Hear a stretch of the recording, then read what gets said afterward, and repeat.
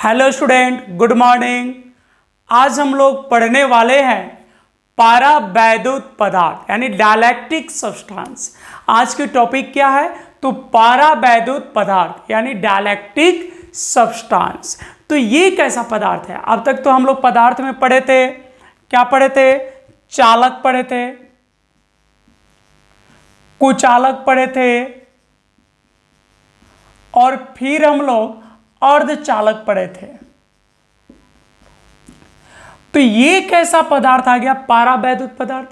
तो क्या ये चालक है? बिल्कुल नहीं। क्या ये अर्धचालक है? नहीं।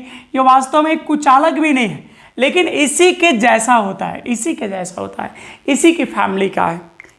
अगर तीनों में बोलना हो कि पारावैद्युत पदार्थ किसकी तरह होता है, तो हम बोलेंगे कुचालक की तरह होता है। कैसा होता है? कुचालक की तरह। लेकिन बात ऐसा है कि पारावैद्युत पदार्थ क्या? तो वे पदार्थ जिनसे होकर विद्युत धारा प्रवाहित नहीं होती है। यहां पर भी वही था, कुचालक किसको बोलते थे? तो ऐसे पदार्थ जिनसे होकर विद्युत धारा प्रवाहित नहीं होता है। चालक, तो ऐसे पदार्थ जिनसे होकर विद्युत धारा प्रवाहित होता है। इससे प्रवाहित होता है विद्युत धारा, इससे प्रवाहित नहीं होता है, इससे पार्शियली होता है। यानी अर्धचालक जो पदार्थ है उससे विद्युत धारा प्रवाहित तो होता है, लेकिन बहुत कम, यानी पार्शियली। अब क्या है? पारावैद्युत। तो ऐसे पदार्थ जो विद्युत के क्या हो? कुचालक हो। यानी ऐसे पदार्थ जिनसे विद्युत धारा प्रवाहित नहीं होता है, लेकिन विद्युत प्रभाव को प्रदर्शित करता हो, लेकिन विद्युत प्रभाव को प्रदर्शित करता हो, तो ऐसे पदार्थ को पारावैद्युत पदार्थ कहा जाता है। पारावैद्युत पदार्थ किसे कहते हैं? तो ऐसे पदार्थ जिनसे होकर विद्युत धारा प्रवाहित नहीं होता है, लेकिन विद्युत प्रभाव को प्रदर्शित करता हो, तो ऐसे पदार्थ को हम लोग क्या कहते हैं? पारावैद्युत। जैसे मान लो कि एक आवेश यहां पे है Q1 और एक आवेश यहां पे है Q2। अभी इनके बीच में हवा भरा है और इनके बीच की दूरी जो है R है। तो इसके लिए विद्युत बल का सूत्र क्या हुआ था? F = 1/4 pi epsilon not Q1 × Q2 बटा में R²। ठीक है। लेकिन जब इसके बीच में हम पारावैद्युत भर दे, एक पदार्थ भर दे, और मान लो उसका पारावैद्युतांक एप्सिलॉन R है, जिसको अपेक्षिक विद्युतशीलता भी बोलते थे, तो F बराबर अब सूत्र क्या हो जाएगा? 1/4 pi epsilon not epsilon R Q1 × Q2 बटा में R² हो जाएगा। तो ये जो टर्म था, ये तो F था। क्या था? F था। यानी Fm बराबर क्या हो गया? F बटा में एप्सिलॉन R। तो ये विद्युत बल को प्रभावित तो कर रहा है पारावैद्युत, लेकिन इससे विद्युत धारा प्रवाहित नहीं होता है, लेकिन विद्युत प्रभाव को प्रदर्शित करता है। जैसे मान लो ये कैपेसिटर है, कैपेसिटर प्लेट है, ठीक है। इस पे हम पॉजिटिव दे दिए, इसको हम निगेटिव दे दिए, ठीक है। ये पॉजिटिव आ गया, ये निगेटिव आ गया, ठीक है। अभी कुछ नहीं है इसमें, तो हवा या निर्वात है, फिर भी विद्युत क्षेत्र तो प्लस से माइनस की ओर जाएगा। एक विद्युत क्षेत्र उत्पन्न होगा प्लस से माइनस की ओर, ऐसे विद्युत बल रेखाएं जाएंगे ना।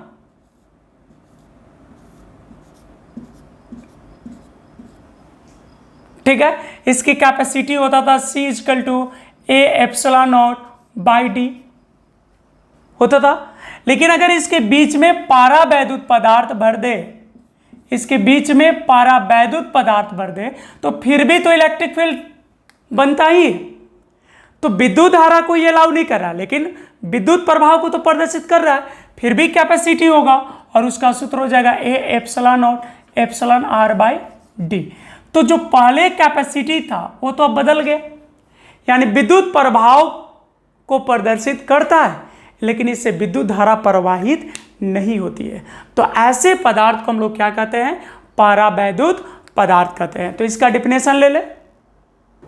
तो हो गया आपका डिफिनेशन, ऐसे पदार्थ जिनसे होकर विद्युत धारा प्रवाहित नहीं होता हो। क्या लिखा, परिभाषा क्या हुआ? तो ऐसे पदार्थ जिनसे होकर विद्युत धारा प्रवाहित नहीं होता हो लेकिन वे विद्युत प्रभाव को प्रदर्शित करता हो, तो ऐसे पदार्थ को क्या कहते हैं? परावैद्युत पदार्थ कहते हैं। तो इन तीनों में अगर चुनना होगा तो किसकी तरह बोलेंगे? कुचालक की तरह, क्योंकि इससे भी विद्युत धारा प्रवाहित नहीं होता है और इससे भी नहीं होता है। एक गुण और है इसी के जैसा, इसमें मुक्त इलेक्ट्रॉनों की संख्या बहुत अधिक होता है चालक में, और चालक में थोड़ा कम होता है, और कुचालक में बहुत ही कम होता है। तो यहां पर लिख लेंगे, परावैद्युत पदार्थ में, परावैद्युत पदार्थ में मुक्त इलेक्ट्रॉनों की संख्या, परावैद्युत पदार्थ में मुक्त इलेक्ट्रॉनों की संख्या बहुत ही कम होता है, बहुत ही कम होता है। अब इसकी कुछ एग्जाम्पल ले लेते हैं। जैसे इसको, इस परिभाषा को आप याद कर लोगे, ठीक है? ये परिभाषा को याद कर लीजिएगा, ये अक्सर 2 नंबर में यानी शॉर्ट क्वेश्चन में पूछा जाता है, ठीक है? याद कर लोगे ना? देखो इसकी कुछ एग्जाम्पल देख लो। पैराफिन मोम, पैराफिन मोम, ग्रीस, ये सब परावैद्युत पदार्थ है। CO2, HCl, H2, N2, O2, HI इत्यादि। कैसे हम लोग याद करते थे कि चांदी एक बहुत अच्छा चालक है क्योंकि उसमें मुक्त इलेक्ट्रॉनों की संख्या बहुत अधिक होता है। तो इसी प्रकार से ये सब एग्जाम्पल आपको क्या करना होगा? याद करना होगा। और यहाँ से समझ में आपको आया है? चलिए अब इसको आगे बढ़ते हैं, इसे मिटा देते हैं। अब हम लोग पढ़ेंगे कि परावैद्युत पदार्थ कितने प्रकार का होता है। तो परावैद्युत पदार्थ 2 प्रकार का होता है। कितने प्रकार का होता है? 2। एक होता है ध्रुवीय और एक होता है अध्रुवीय। तो अगला टॉपिक है मेरा परावैद्युत पदार्थ के प्रकार, यानी इसको अंग्रेजी में बोलेंगे, लिखेंगे टाइप्स ऑफ डाइलेक्ट्रिक। सब्सटेंस भी लिख सकते हैं, टाइप्स ऑफ डाइलेक्ट्रिक। तो परावैद्युत पदार्थ कितने प्रकार के होते हैं? 2 प्रकार के। एक होते हैं ध्रुवीय और एक होते हैं अध्रुवीय। कितने प्रकार के होते हैं? 2 प्रकार के। तो लिख देते हैं यहां पे, परावैद्युत पदार्थ, परावैद्युत पदार्थ 2 प्रकार के। कितने प्रकार का होता है? 2 प्रकार का होता है। परावैद्युत पदार्थ कितने प्रकार का होता है? 2 प्रकार का होता है। नंबर 1 ध्रुवीय परावैद्युत पदार्थ, जिसको हम लोग बोलते हैं पोलर डाइलेक्ट्रिक सब्सटेंस। और दूसरा होता है अध्रुवीय, अध्रुवीय परावैद्युत पदार्थ,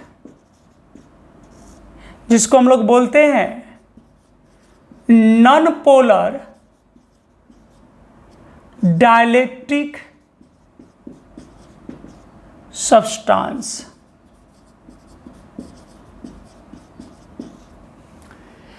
ठीक है, तो सबसे पहले एक बार हम फिर कहेंगे, यहां पे आप देख रहे हैं परावैद्युत पदार्थ के प्रकार।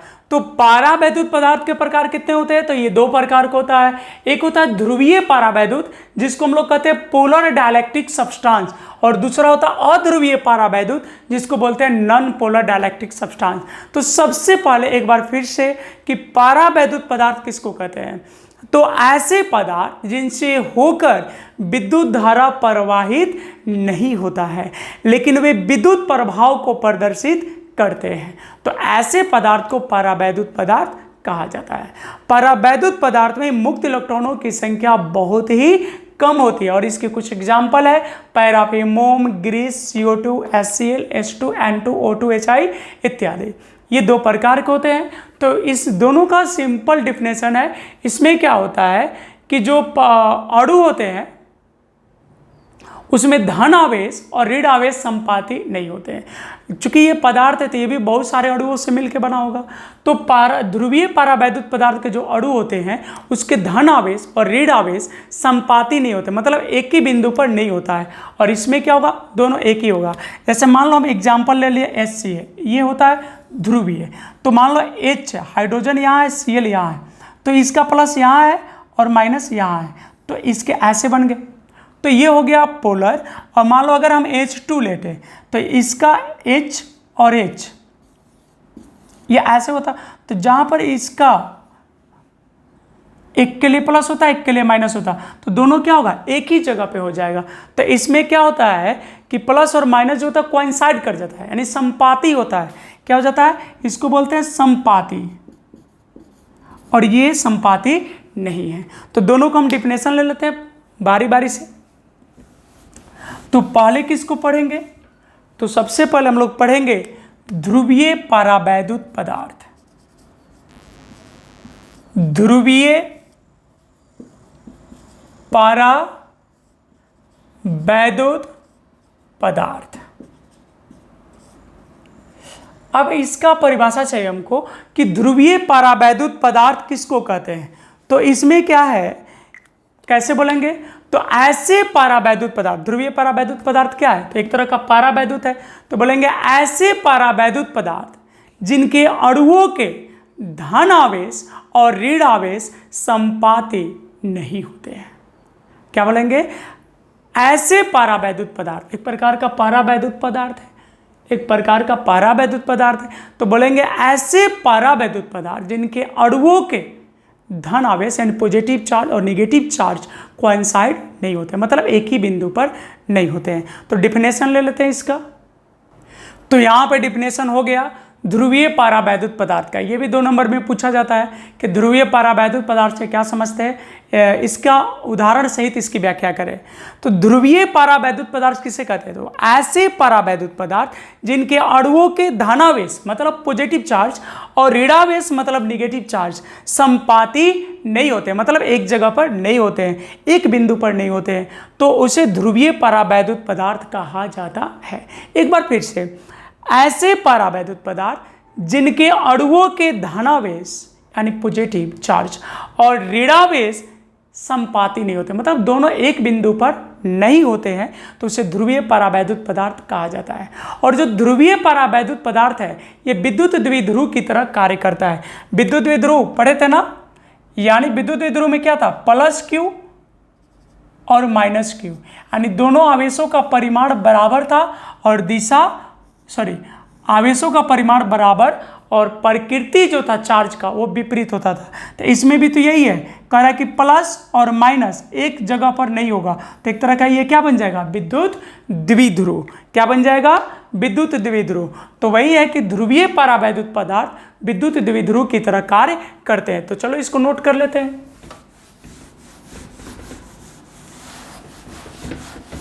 ठीक है, नोट कर लेना इसको। तो यहाँ पे क्या हो जाएगा?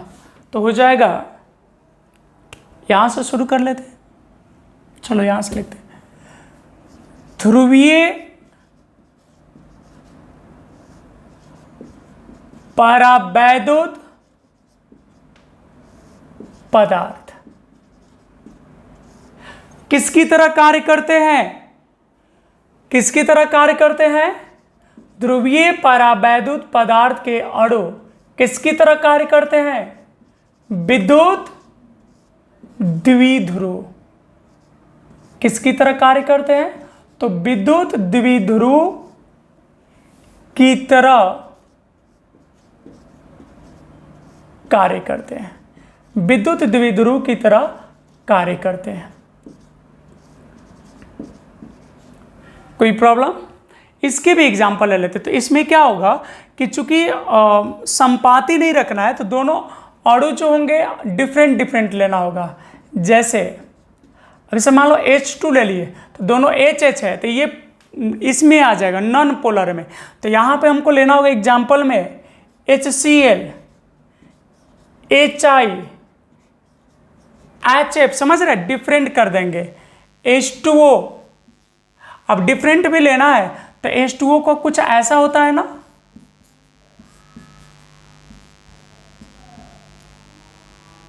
तो ये जो है क्या हो गया? Non polar. अगर यही ऐसे अगर कोई शेप बन जाता जैसे CO2 तो यहां पे C हो जाता है ऐसे, तो ये जो है नॉन पोलर हो जाएगा। तो ये कुछ एग्जाम्पल जो है इसको याद रखना पड़ेगा आपको। H2O, N2O इत्यादि। ठीक है, अब क्या है यहां पे एक नोट हम लोग लेंगे, उसको याद रखिएगा आप लोग। सामान्य अवस्था में ध्रुवीय परावैद्युत पदार्थ के अणु जो है वह रैंडम होते हैं, मतलब जैसे तैसे होते हैं। मान लो एक ध्रुवीय परावैद्युत पदार्थ ले तो उसमें तो बहुत सारे अणु होंगे, तो वह एक निश्चित शेप में नहीं होते, जैसे तैसे होते हैं। लेकिन जो भी उस पदार्थ पर, उस वस्तु पर विद्युत क्षेत्र आरोपित करते हैं तो सभी एक निश्चित दिशा में आकर संरेखित हो जाते हैं, मतलब एक पार्टिकुलर ऑर्डर में सज जाते हैं। कब? जब विद्युत क्षेत्र आरोपित करते हैं तब। तो इसको नोट कर लेते हैं। तो जो नोट था वह क्या है? तो नोट ये है कि सामान्य अवस्था में ध्रुवीय परावैद्युत पदार्थ के अणु जैसे तैसे होते हैं, मतलब बिना ऑर्डर के होते हैं। लेकिन जब विद्युत क्षेत्र आरोपित किया जाता है तो ध्रुवीय परावैद्युत पदार्थ के अणु क्या हो जाते हैं? संरेखित हो जाते हैं, मतलब एक निश्चित दिशा में शिफ्ट हो जाते हैं। इसको हम लोग फिगर से समझेंगे। कैसे समझेंगे? फिगर से। देखो जैसे मान लो यहां पे हम एक पदार्थ का सैंपल लेते हैं, ठीक है? तो यहां पे इनिशियली क्या होगा कि मान लो प्लस यहां है और माइनस यहां है, ये ऐसे,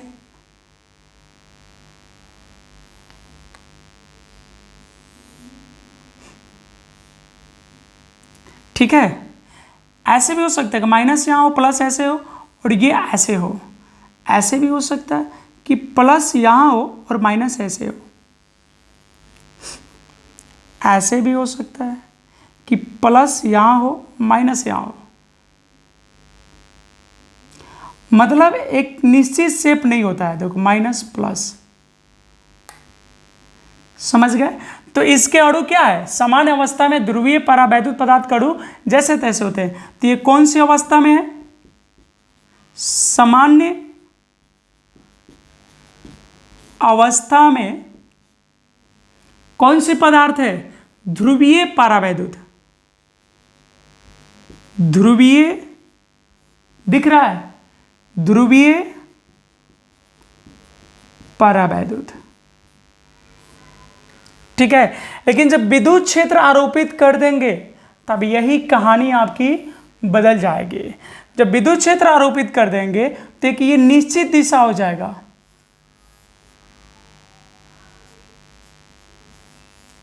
यानी क्या होगा? एक पार्टिकुलर दिशा में ये शिफ्ट हो जाएगा।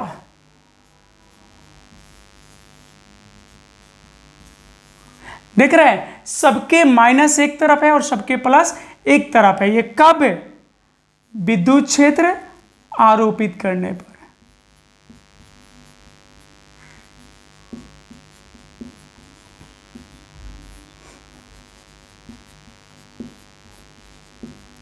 तो जिधर विद्युत क्षेत्र आरोपित करिएगा उस दिशा में कौन हो जाएगा? पॉजिटिव चार्ज शिफ्ट कर जाएंगे, और विद्युत क्षेत्र के विपरीत दिशा में कौन हो जाएगा? Negative charge. तो अभी क्या था? सामान्य अवस्था में जैसे तैसे था, और ये अब क्या हो गया? एक निश्चित दिशा में शिफ्ट कर गया, संरेखित हो गया। तो कोई प्रॉब्लम है? इसी प्रोसेस को हम लोग कहते हैं परावैद्युत पदार्थ का ध्रुवण। क्या कहते हैं? परावैद्युत पदार्थ का ध्रुवण।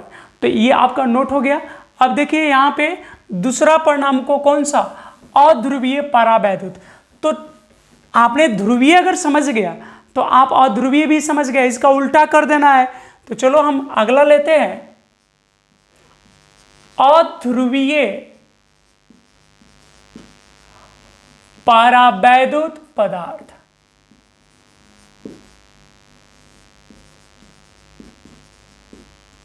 बोलो, तो ध्रुवीय परावैद्युत किसको कहते थे? तो ऐसे पदार्थ जिनके अणुओं के धनावेश और ऋणावेश संपाती नहीं होता है। तो इसमें हो जाएगा कि संपाती होता है, मतलब एक ही बिंदु पर होता है। तो चलिए लिख लेते हैं, ऐसे परावैद्युत पदार्थ, ऐसे परावैद्युत पदार्थ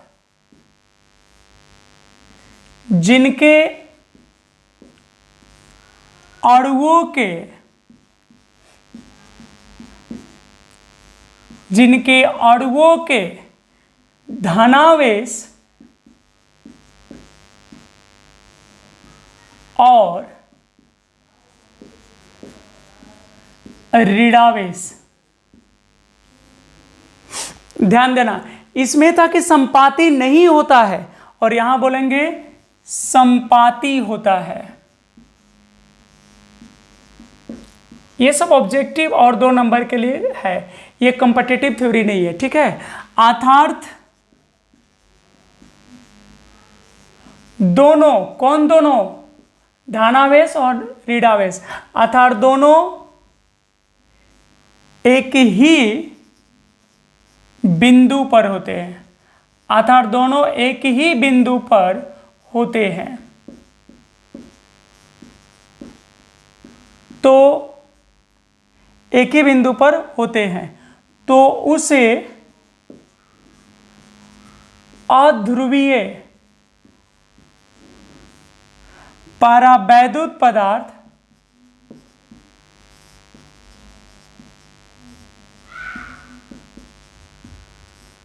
कहते हैं, ठीक है। और ध्रुवीय किसकी तरह काम कर रहा था? तो ध्रुवीय परावैद्युत पदार्थ का अणु विद्युत द्विध्रुव की तरह कार्य करते हैं, लेकिन इसका तो दोनों प्लस माइनस एक ही जगह हो गया, तो इसका द्विध्रुव आघूर्ण होता ही नहीं है। मतलब कितना होता है? 0 होता है, क्योंकि द्विध्रुव आघूर्ण किसको बोलते थे? तो विद्युत द्विध्रुव के किसी एक आवेश का परिमाण और दोनों के बीच की दूरी। तो यहाँ पे प्लस और माइनस एक ही जगह हो जाएगा, तो बीच की दूरी 0, तो यहाँ पे द्विध्रुव आघूर्ण क्या हो जाएगा? 0 हो जाएगा। क्या हो जाएगा? 0। तो यहां पर लिख देते हैं इसी की तरह अध्रुवीय परावैद्युत पदार्थ के अणु का, एक नंबरिया हो गया, यहां से ऑब्जेक्टिव हो गया, अणु का द्विध्रुव आघूर्ण क्यों नहीं होता है? क्योंकि दोनों आवेश एक ही जगह होता है, द्विध्रुव आघूर्ण 0 होता है, ठीक है। तो अध्रुवीय परावैद्युत पदार्थ के अणु का द्विध्रुव आघूर्ण कितना होता है? 0 होता है, ठीक है। अब इसके एग्जाम्पल ले लेते हैं, जैसे याद रखिएगा CO2, H2, O2, I2, N2 इत्यादि। कहने का मतलब है कि अगर एक ही प्रकार का 2 परमाणु से मिलकर अणु बनेगा तो आप उसको कंफर्म बोलिएगा क्या? अध्रुवीय। लेकिन जब डिफरेंट हो जाएगा तो वह हो जाएगा ध्रुवीय, पोलर हो जाएगा, ठीक है। तो अब इसकी तरह यहां पे भी नोट होगा। तो इसमें क्या होता है अध्रुवीय में कि समान अवस्था में प्लस और माइनस एक ही जगह होता है, लेकिन जब भी विद्युत क्षेत्र आरोपित करते हैं तो प्लस और माइनस शिफ्ट करके और फिर इसी की तरह क्या हो जाता है? संरेखित हो जाता है। तो यहां पर लिखेंगे नोट, इसमें भी यही रहेगा, समान अवस्था में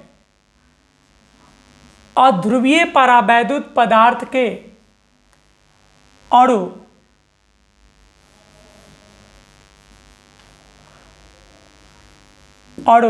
के पुजे अणु के धनावेश और अलग कर लेते हैं इसको। यहां तक स्पष्ट है? देखो नोट, कौन सी अवस्था में? सामान्य अवस्था में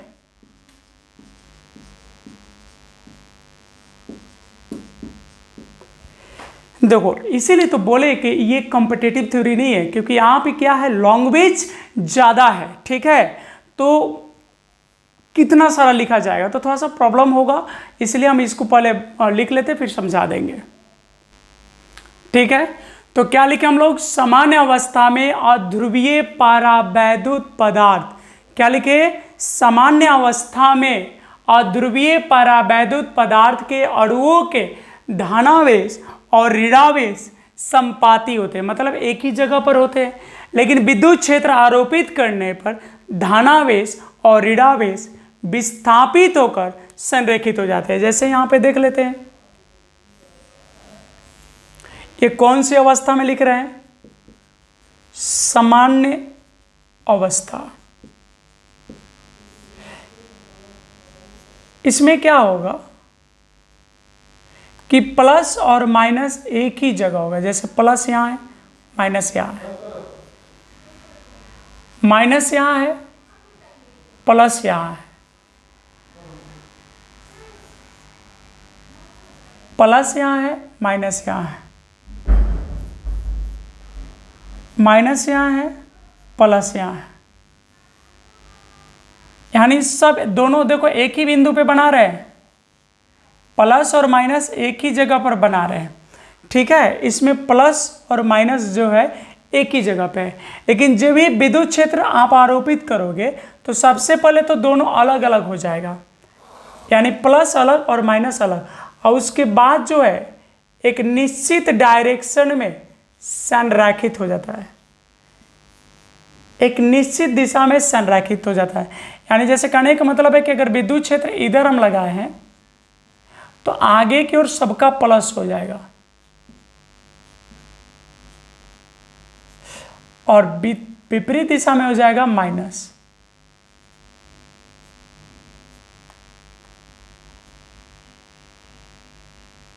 तो अलग अलग हो गया ना।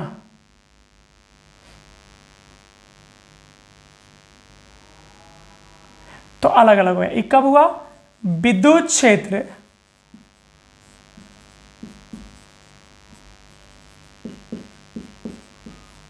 आरोपित करने पर। तो इसको नोट कर लीजिए।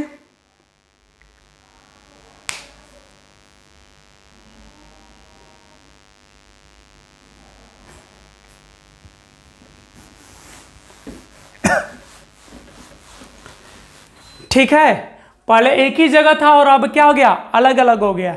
एक बहुत ही इंपॉर्टेंट टॉपिक 2 नंबर में इसी टॉपिक से पूछता है कि परावैद्युत पदार्थ के ध्रुवण से क्या समझते हैं। इंपॉर्टेंट थ्योरी है ये। क्या थ्योरी है? परावैद्युत 2 नंबर में आता है। परावैद्युत पदार्थ के ध्रुवण से क्या समझते हैं? परावैद्युत पदार्थ के ध्रुवण यानी polarization of dielectric substance. Polarization of dielectric.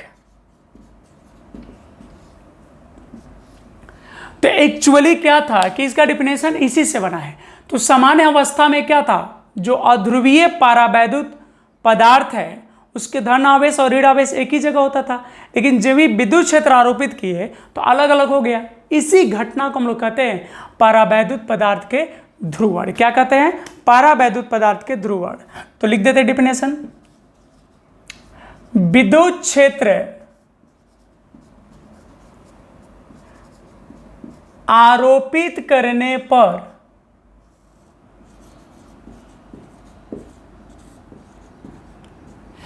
क्या आरोपित करने पर? विद्युत क्षेत्र आरोपित करने पर अध्रुवीय परावैद्युत पदार्थ के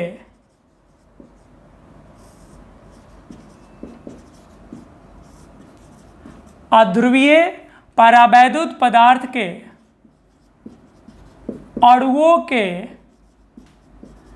धनावेश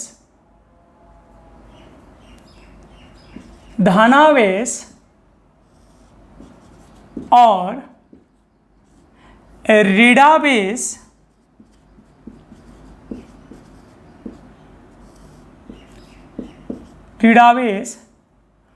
को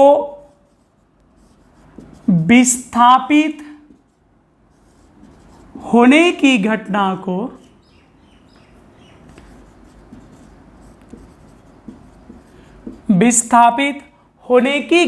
को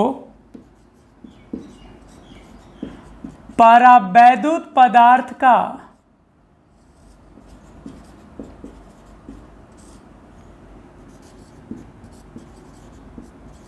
ध्रुवण कहा जाता है। ठीक है, 2 नंबर में पूछता है, इंपॉर्टेंट थ्योरी है ये। परावैद्युत पदार्थ का ध्रुवण किसे कहते हैं? विद्युत क्षेत्र आरोपित करने पर अध्रुवीय परावैद्युत पदार्थ के अणुओं के धनावेश और ऋणावेश को, पहले संपाती होता था तो अब अलग अलग करने में, विस्थापित होने की घटना को परावैद्युत पदार्थ का ध्रुवण कहा जाता है।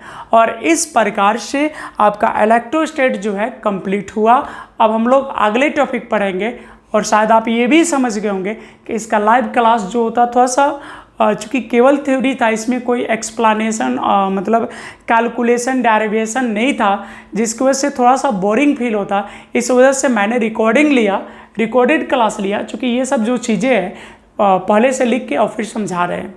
और लाइव में पूरी तरह से लिखना पड़ता, क्योंकि बोल के तो संभव नहीं हो पाता आपको, तो इसलिए मैंने इसको रिकॉर्ड किया। और ये जो था यहाँ पे आपका जो चैप्टर था इलेक्ट्रोस्टैट, वो कम्प्लीटली समाप्त हुआ। क्वेश्चन बैंक बनाइए उसका, एग्ज़ाम के जो क्वेश्चन पूछे गए उसको आप कीजिए। और अगले क्लास में हम लोग अगला चैप्टर इलेक्ट्रिक करंट की चर्चा करेंगे। फिलहाल आज के लिए इतना ही, और मिलते हैं आपसे नेक्स्ट क्लास नेक्स्ट वीडियो में। आप सभी को धन्यवाद।